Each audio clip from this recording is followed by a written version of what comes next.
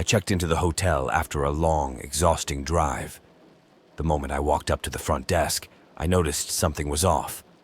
The woman behind the counter wouldn't look me in the eye. She handed me the key to room 237 without a word, her hands trembling slightly. I asked if everything was okay, and she just nodded, offering a tight-lipped smile. "Just stay on this floor," she muttered, but I didn't ask what she meant. I was too tired to care. If I had known what awaited me, I never would have taken that key. When I opened the door to room 237, the first thing that hit me was the smell. It was faint, but there was an unmistakable musty odor, like something had been festering inside for years. The room was cold, unnaturally cold, and despite the chill, my skin felt damp, like the air itself was too thick. I turned on the lights, but they flickered weakly, casting erratic shadows that made the room feel smaller and more claustrophobic. I tried to brush off the discomfort, chalking it up to an old building, but as I unpacked, I started hearing it. Soft at first, barely more than a murmur. A faint whisper. I ignored it, thinking it was just the wind outside or maybe guests in the next room. But the longer I sat there, the louder it became. The whispering was persistent, almost like a conversation just out of earshot. The weird part was, it was coming from the walls. I approached the nearest wall, pressing my ear against it, expecting to hear something explainable. Maybe a TV left on or thin walls picking up neighboring voices. But there was nothing. Just an eerie, faint hum that grew louder when I listened harder. Then, something peculiar happened. I felt the wall move. Not a vibration or a thump, but a slow, subtle shift beneath the surface, like something was crawling inside it. A chill crept down my spine. I stepped back, trying to convince myself I was just tired, maybe imagining things. But the whispering didn't stop. In fact, it seemed to be getting closer, more pronounced. I still couldn't make out any words, but the tone had changed. It wasn't soft anymore. It was angry. I tried turning on the TV to drown it out, but all I got was static. The volume knob didn't work. The picture flickered between white noise and blackness. Frustrated, I turned it off and sat in silence. And that's when I heard it again. Clear this time, from the wall behind the bed. A whisper, but not just any whisper. It said my name. I froze, my heart hammering in my chest. How could it know my name? I hadn't spoken to anyone since checking in. I tried to convince myself it was a mistake, but as the minutes passed, it kept repeating. Tom. Tom. My name, again and again, as if whatever was inside those walls knew me. Worse, it sounded like it was getting closer. I grabbed my phone to call the front desk, but there was no signal. I tried again and again, but it was useless. In desperation, I walked to the door, my suitcase already in hand, but the knob wouldn't turn.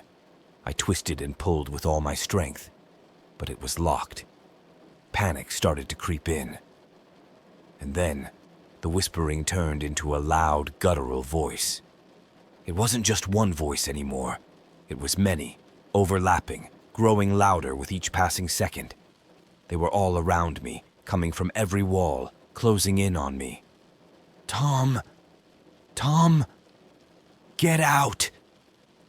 It felt like the room itself was alive, pressing in on me, suffocating me with its cold presence.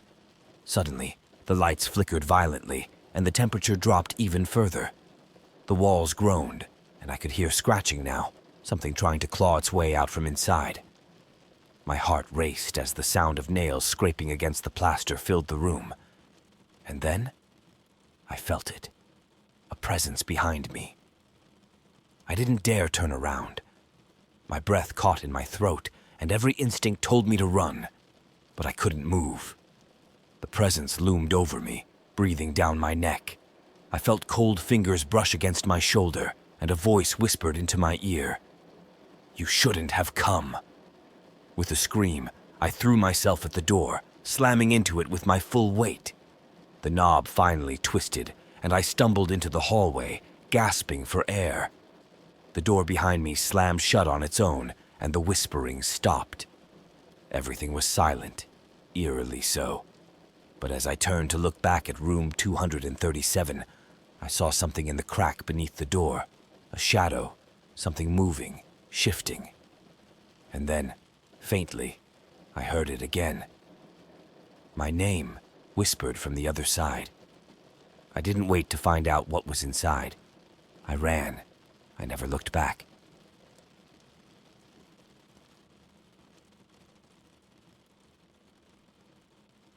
It was late when I checked into the hotel.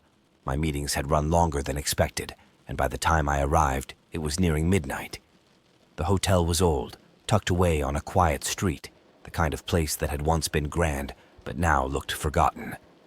The receptionist didn't say much as she handed me the key to room 237. Her eyes lingered on me a bit too long, and I could feel the weight of her gaze as I walked away. Something about her expression unnerved me, but I was too tired to think much of it. When I got to the room, everything felt off.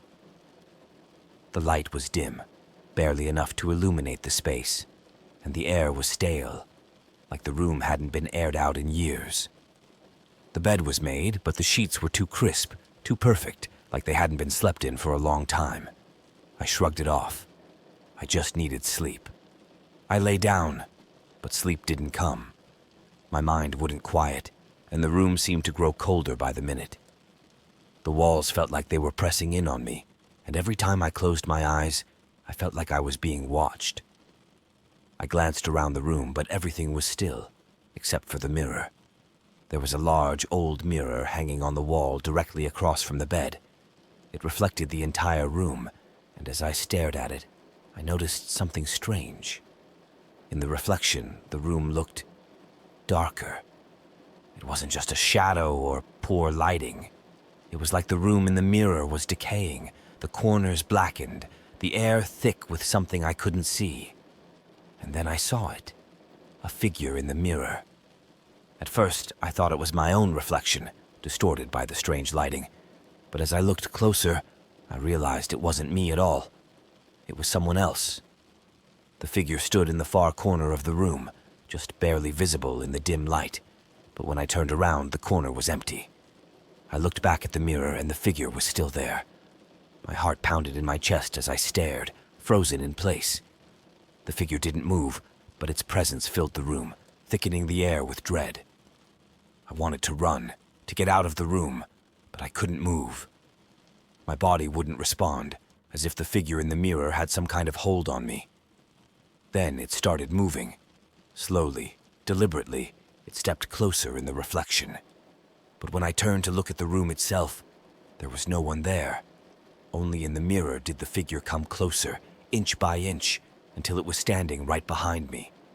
I tried to scream, but no sound came out. My throat was dry, my voice gone, as if the figure had stolen it.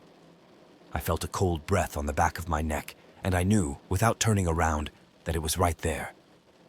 The reflection was no longer just a trick of the light. It was real. In desperation, I grabbed my phone, but there was no signal. The clock beside the bed flickered, the numbers flashing erratically. 12 o'clock, over and over again. Time was stuck. The figure in the mirror reached out, its hand brushing the surface of the glass, and I felt it. A cold, clammy touch on my skin, though no one was behind me. I bolted out of bed, running for the door, but the knob wouldn't turn. I yanked and pulled, my panic rising, but the door was stuck, locked from the inside. I looked back at the mirror, and the figure was now pressed up against the glass, its face a dark, featureless void, staring at me with eyes that weren't there. And then the glass cracked. A single, jagged line ran down the center of the mirror, and from that crack, a low, guttural voice filled the room. It wasn't speaking words. It was more like a growl, a deep, primal sound that made the hair on the back of my neck stand up. The figure reached through the crack, its hand stretching out toward me, impossibly long, impossibly real.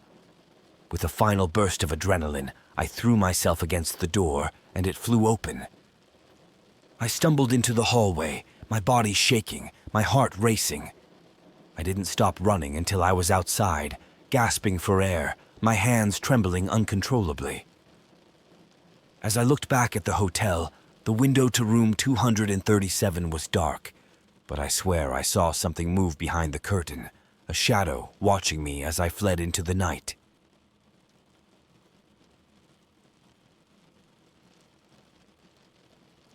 The hotel was one of those old, forgotten places on the outskirts of town. It had seen better days with its peeling wallpaper and creaky floors, but it was cheap, and I needed somewhere to stay for the night.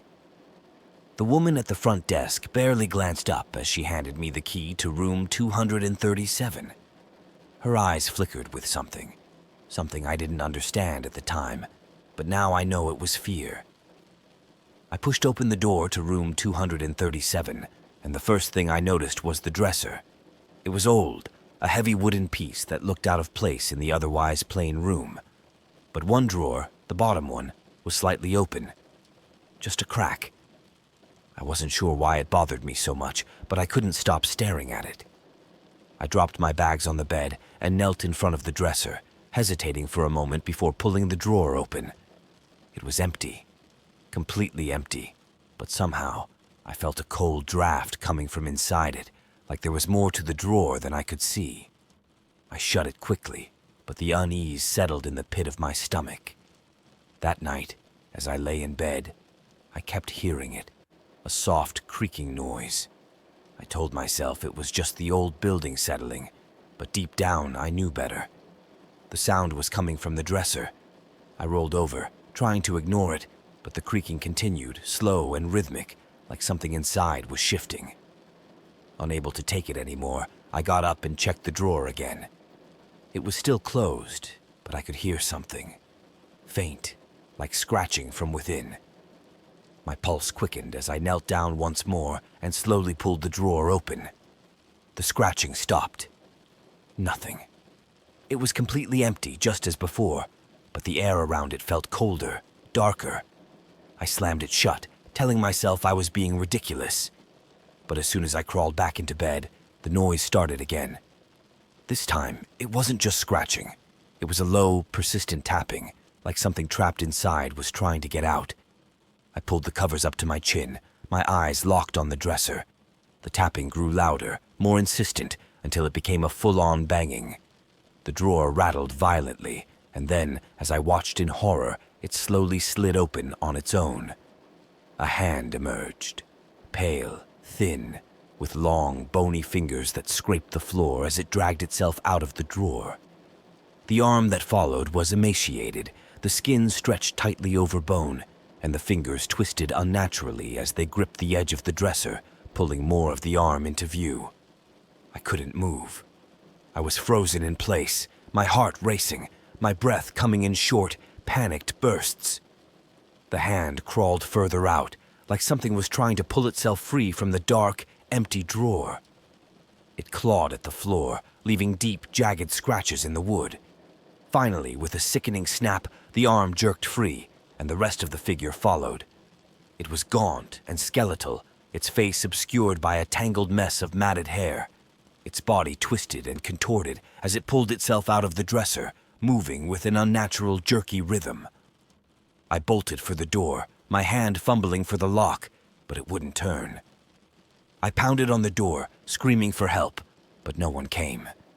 The figure was now fully out of the drawer, its head slowly turning toward me, its hollow eyes staring into mine. Then, it stood up. I don't know how I managed to get the door open, but I did. I ran out of that room and didn't stop until I was miles away from the hotel. Even now, I can still hear the sound of that drawer creaking open in the dead of night, the tapping of those bony fingers on the floor, and the feeling that something terrible, is still trying to crawl its way out.